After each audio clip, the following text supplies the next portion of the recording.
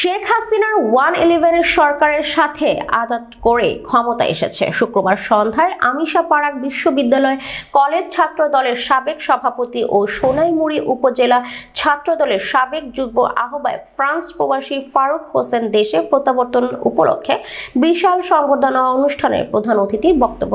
Bangladesh supreme court আইনজীবী সমিতির সভাপতি ও বিএনপি চেয়ারপারসনের উপদেষ্টা ব্যারিস্টার এ মাহবুবুর উদ্দিন খোকন এসব কথা বলেন।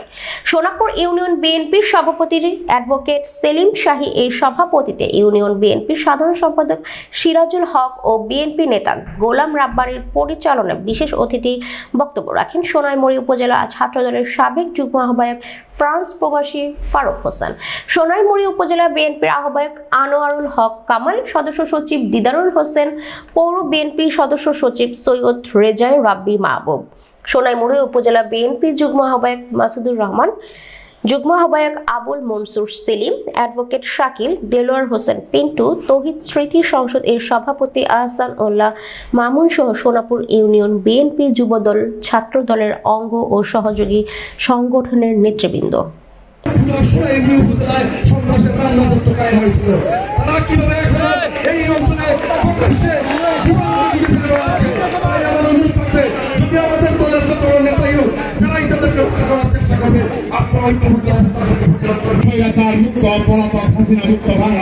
নতুন একটি প্রশ্ন আমাদের সামনে সম্মুখীন হয়েছে। আজকের এই অনুষ্ঠানে আমি শ্রদ্ধা করে স্মরণ করছি এই দেশের সফল রাষ্ট্রনায়ক শহীদ জিয়াউর রহমানকে, যারা পুণ্যবরণ করেছেন সে সমস্ত শহীদের আত্মার মাগফিরাত কামনা করে।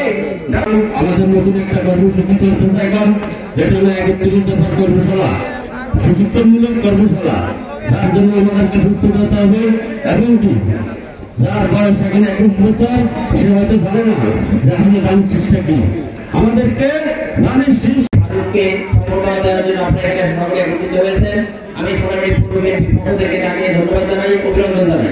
এই বাংলাদেশে একটি নিরপেক্ষ তত্ত্বাবধায়ক সরকারের অধীনে অবাধ ও সুস্থ নির্বাচন হবে। কৃতজ্ঞতা জানাই আমাদের এই এলাকার বন্ধুরা এই দলের জন্য অনেক কষ্ট করেছে। আজকে আমার ইউনিয়ন, আমার ওয়ার্ড, আমার প্রবাসীরা আমাকে আজকে যেভাবে সম্মানিত করেছে, আমি সারা জীবন সবার কাছে কৃতজ্ঞতা থাকবো।